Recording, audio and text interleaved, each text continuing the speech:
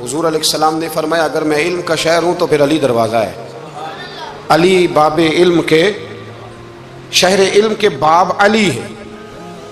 इमाम सफूरी कहते हैं एक दिन ना हज़रत जिब्रील अमीन इंसानी शक्ल में मौला अली के सामने आके खड़े हो गए। कौन? हज़रत जिब्रील अलैहिस्सलाम। हज़रत जिब्रील अमीन खड़े हुए इंसानी शक्ल में, तो कहने लगे अली ये बताइए कि जिब्रील इस वक्त कहाँ है? इंसानी शक्ल में, और मौला अली से पूछते हैं। तो कुछ जो आजकल हमारे शागिर्द हज़रात पढ़ जाते हैं ना, तो वो ज़रा जल्दी करते हैं जवाब देने में। बड़ों को जब जवाब भी देना बुज़ुर्गों को, तो जवाब में भी आदाब का ख्याल होना चाहिए। अगर आपको सवाल आता भी हो तो फिर भी उसमें आदाब का ख्याल आप रखेंगे। आप फटाफट नहीं कह देंगे कि जनाब ये इसका जवाब है, ये माना है, फ़ौरन नहीं आप कह देंगे, आप उसमें भी आदाब का ख्याल करेंगे। हज़रत जिब्रील अमीन ने जब कहा ना कि बताइए जिब्रील कहाँ है, तो हज़रत अली फ़ौरन भी कह सकते थे आप ही तो हैं जिब्रील, ये फटाफट कह सकते थे, उसी वक्त सारी बात ख़त्म हो जाती। लेकिन बुज़ुर्गों से बात करने के कुछ आदाब होते हैं, कुछ तौर तरीके होते हैं जो इल्ला माशाअल्लाह आजकल लोगों में नज़र नहीं आते। कुछ तौर तरीके हैं, कुछ सलीके हैं, कुछ जो हैं वो उसके ख़ास नुक्ता नज़र है, उसको समझना चाहिए। हज़रत मौला अली शेर खुदा रज़ियल्लाहु ताला अन्हु से जब पूछा ना कि जिब्रील अमीन कहाँ है इस वक्त, तो हज़रत अली ने पहले ऊपर देखा, फिर नीचे देखा, फिर दाएं देखा, फिर बाएं देखा, फिर आगे देखा, फिर पीछे देखा। जवाब फटाफट तैयार था कि आप ही तो हैं, लेकिन ऐसे जवाब नहीं दिया। फरमाने लगे जनाब ना तो इस वक्त हज़रत जिब्रील मशरिक में है, ना मगरिब में है, ना शुमाल में है, ना जनूब में है, ना 7 ज़मीनों में है, ना आसमानों में है। फिर भी ये नहीं कहा कि आप जिब्रील हैं। फरमाने लगे भाई ज़मीनों आसमानों मशारिक मगारिब में तो कोई नहीं, तो यहाँ आप जिब्रील हैं या मैं जिब्रील हूँ, दोनों में से एक है। तो हज़रत जिब्रील अमीन मुस्कुराए, फरमाने लगे नहीं आप तो अली हैं, जिब्रील तो मैं ही हूँ, आप अली। देखें ना बहुत सारे लोग सवाल का जवाब देते हैं पर वो आदाब को मलूज़े खातर नहीं रखते। नबी पाक अलैहिस्सलाम ने एक दिन नमाज 4 रकतों की थी, तो हुजूर ने 2 पे सलाम फेर दिया। तो सहाबा से पूछा मैंने कितनी पढ़ी है? अर्ज़ करने लगे या रसूल अल्लाह ज़्यादा पता तो आपको ही है, पर हमें लगता है कि आपने 2 पढ़ाई है। यहाँ ऐसे करता है कोई? सवाल ही नहीं पैदा होता। यानी 1 मिनट से पहले इमाम गज़ाली एक दरवेश के मुरीद हो गए थे, तो बहुत बड़े आलिम थे। आपको पता है आलिम आदमी का मुरीद होना, अल्लाह खैर करे, किसी करामत से कम नहीं होता, बड़ा मुश्किल होता है। वो किसी की ग़ुलामी करे वो बड़ा मुश्किल होता है, मतलब कठिन माहौल होता है। तो इमाम गज़ाली बैत हो गए, तो मुर्शद ने पहला वजीफ़ा ये बताया कि किसी पर अपने इल्म का इजहार ना करना। हाँ, अपने इल्म का इजहार, आप इसको आसान वजीफ़ा समझते हैं, यानी इल्म हो भी तो बंदा इजहार ना करे, बदअज़मी हो जाती है। तो बदअज़मी हो जाती है, नींद नहीं आती। 2-4 लफ्ज़ जो बंदा पढ़ के आता है ना, उसको तो नींद नहीं आती कि मैं पढ़ा लिखा हूँ तो मैं बताऊँ ना। तो हज़रत अली शेर खुदा करमल्लाहु ताला वजहुल करीम के वो आदाब से मुझे ये बात याद आई कि इमाम गज़ाली के शेख ने कहा इल्म का इजहार ना करना, ये पहला वजीफ़ा है। शेख शहाबुद्दीन सोहरवर्दी कहते हैं मुझे मेरे मामू हुज़ूर गौसे पाक के पास ले गए थे, तो जाते हुए मेरे रास्ते में ख्याल आ रहा था मैं अल्हम्दुलिल्लाह खुद पढ़ा लिखा हूँ। कि जब उन्होंने जाकर पेश किया ना गौस पाक की बारगाह में कुछ दें, तो हुज़ूर गौसे आज़म फरमाने लगे भरे हुए प्याले में मैं क्या डालूँ, तो पहले ही फुल है, कोई गुंजाइश ही नहीं। तो फरमाते हैं फिर मैं अगली दफ़ा गया तो गुरूर इल्म को तोड़ के गया, तो फिर मैं गौसे आज़म की बारगाह में बैठा तो अल्लाह तबारक व तआला ने फिर मुझे झोली भर के खैरात अता फरमाई। याद रखें। तो कहते हैं उन्होंने कहा कि इजहार नहीं करना इल्म का। तो बस एक दिन बैठे बैठे ना एक बंदा मसला पूछने आया, उन्होंने बुज़ुर्गों से मसला पूछा, मेरे मुर्शद से। इमाम गज़ाली कहते हैं मेरे पीर से मसला पूछा, तो वो कहने लगे भाई मुझे नहीं इस सवाल का जवाब आता। हज़रत साहब ने कह दिया मुझे नहीं आता। कहते मैं करीब था, मैंने उस बंदे को बुलाया, मैंने कहा मुझे आता है जवाब, मैं बताऊं? तो कहते हैं शेख फरमाने लगे गज़ाली तेरा क्या ख्याल है, मुझे नहीं था जवाब आता, ये तो तुझे आजमाने के लिए इनकार, तेरी अभी मैं नहीं ना गई तो कोई नहीं मियाँ फिर अभी तो रास्ते में ही रहेगा। फटाफट लोग कहते हैं हम ऐसी लाखों किताबें काबिल ज़ब्ती समझते हैं जिनको पढ़ के बेटे बाप को खबती समझते हैं। एक बात यह कि उनसे मोहब्बत करनी है, दूसरी बात यह कि उनकी सीरत, पहली बात ज़िंदगी में अदब बड़ा किया मौला अली शेर खुदा, बड़ा अदब किया। हज़रत अली कहते हैं मैंने नबी पाक से एक सवाल पूछना था तो मैंने 14 दिन इंतज़ार किया। यानी सवाल जो ज़हन में आ जाए तो नंबर पास होता है, तो 14 मिनट इंतज़ार होता है, मैंने तो घंटे का ही नहीं, یعنی 14 منٹ بھی بندے انتظار، سوال ہی پیدا نہیں ہوتا.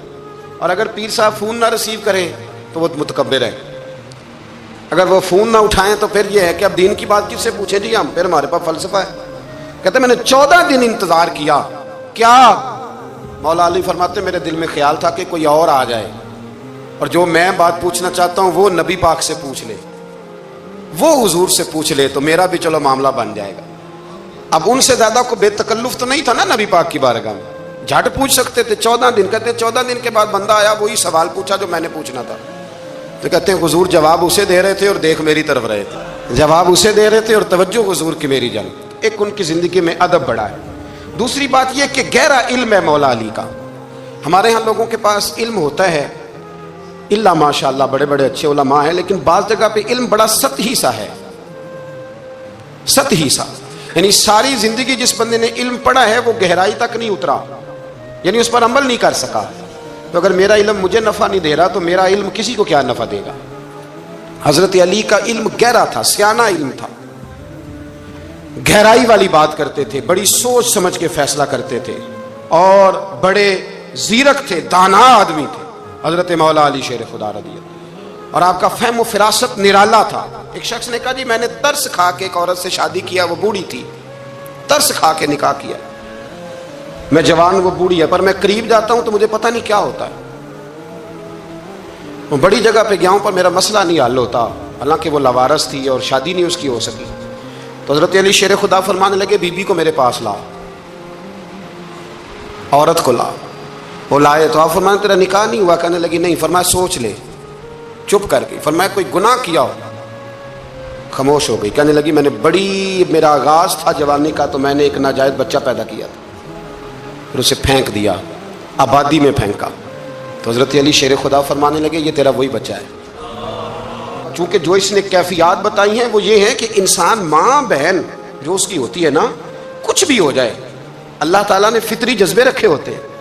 تو وہ کوئی حیوان ہو تو بات اللہ ہے، اگر انسان ہو تو وہ مطلب انسان ماں کے سینے سے لگ بھی جائے تو اس سے شفقت کا رنگ تو نظر آتا ہے، لیکن اس کے اندر وہ جذبات پیدا ہو سکتے نہیں. بیٹی سینے سے لگ جائے تو وہ والے جذبات اس میں آ. تو حضرت علی شیر خدا کا علم بڑا باریک.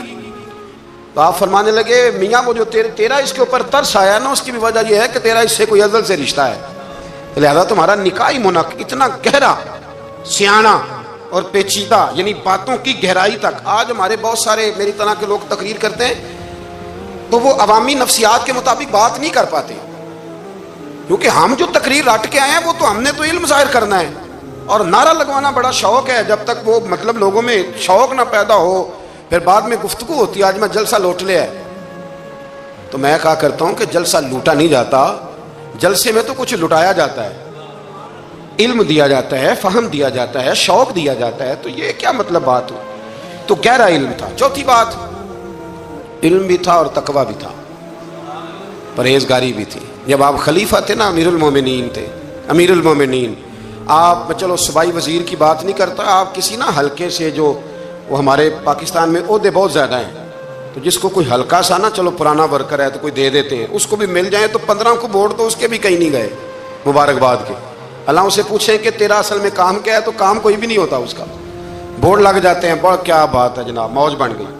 حضرت علی امیر المومنین تھے اور کوفے کے چوک میں کھڑے تھے، کوفے کے چوک میں، اور فرما رہے تھے کہ بھئی یہ میری زرہ ہے، بڑی قیمتی ہے، یہ کوئی بندہ خرید لے.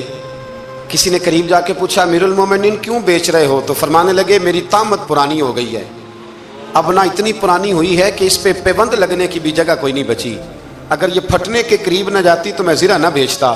امام حسن رضی اللہ تعالیٰ عنہ کہتے ہیں میرے ابا جی خزانے کا سارا منہ کھول کے اللہ کے بندوں میں بانٹ کے تو اس کمرے میں 2 نفل پڑھ کے کہتے تھے یا اللہ گواہ ہو جاؤ میں نے قوم کی امانت قوم پہ خرچ کر دی ہے. یہ پرہیزگاری، یہ تقوی، یہ ذوق حضرت مولا کائنات شیر خدا علی المرتضیٰ رضی اللہ تعالی عنہ.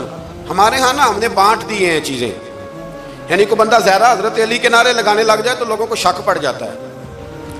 تو ایک بندہ میرے کان میں کہنے لگا 2-3 دن سے یہاں علی علی ہو رہی ہے کان میں. اب بڑی جلدی ہمارے تھرمامیٹر والے لوگ بھی بڑے تیار بیٹھے رہتے ہیں کہنے لگا 2-3 دن ہو گئے یہاں علی علی ہو رہی ہے. میں کیا دعا کر ہوں رہے. تو کہنے لگا آپ نے کوئی وضاحت نہیں کی. میں کیا تینوں اصل وضاحت دی لوڑ نہیں, تینوں کسی اور شے دی لوڑ ہے. عجیب بیوقوف آدمی ہے بھائی. ان لوگوں کا تو رشتہ ہی کوئی نہیں مولا علی شیر خدا کے ساتھ. اور ہم جو ہیں ہم تو مرید ہیں مولا علی شیر خدا. اعلیٰ حضرت فرماتے ہیں کہ حضور سے پہلے بھی جس کو ولایت ملی ہے وہ مولا علی کے صدقے ملی ہے, اور قیامت تک جس سے اللہ ولایت دے گا وہ مولا علی شیر خدا کے قدموں کی خیرات کی برکت سے دے گا. ایک سلسلہ علیہ نقشبندیہ ہے جو حضرت ابوبکر صدیق سے انسلاک کرتے ہیں, باقی تو تمام سلاسل کو سارا فیض ہی مولا علی شیر خدا سے. تو آپ یہ کیسی بات کریں گے کہ جناب وہ فلانے کا آپ. اور جی میں نے اس سے کہا کہ شاید میرا دعویٰ کوئی نہیں, پر میری جو اپنی تھوڑا بہت مطالعہ ہے نا, میں انسائکلوپیڈیا ہوں حضرت عمر فاروق کا. مجھے جنون ہے حضرت عمر فاروق سے محبت, جنون ہے.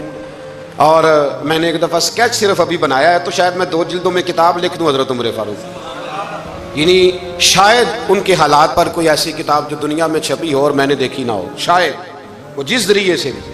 اور آپ میری گفتگو سن لیں, شاید ہر دوسری بات میں حضرت عمر کی کرتا ہوں, لیکن ایک بات پکی ہے کہ مرید میں مولا علی شیر خدا کا. یہ بات میاں پکی ہے, اس میں شک کوئی نہیں نا. اس لیے کہ حضور کے بعد فیض مولا علی سے, پھر امام حسین سے, پھر امام زین. یہ ہمارے بزرگوں نے ہمیں شجرہ یہ دیا ہے. تو آپ وہ جو بات جہاں ہے وہ وہاں ہے. حضرت ابوبکر صدیق کے بارے میں جو شک کرے پکا بے ایمان ہے. پر اس میں تو بات پکی ہے نا کہ حضور نے فرمایا علی تجھے دیکھنا بھی عبادت اور تیرا ذکر کرنا بھی عبادت. تو خدا کے بندو علی علی نہ کریں, ہم تو مر جائیں. کوئی جگہ ہی نہیں ہے سوائے حضرت علی شیر خدا کے ذکر کرنے کے. تو یہ کچی کمزور باتیں نہ کرو. یہ کوئی عجیب بات ہے کہ جی وہ اگر علی علی زیادہ کیا تو کوئی فلانے طبقے سے تو نہیں. تو یہ ایسی کمزور بات آپ کیوں کرتے ہیں میاں؟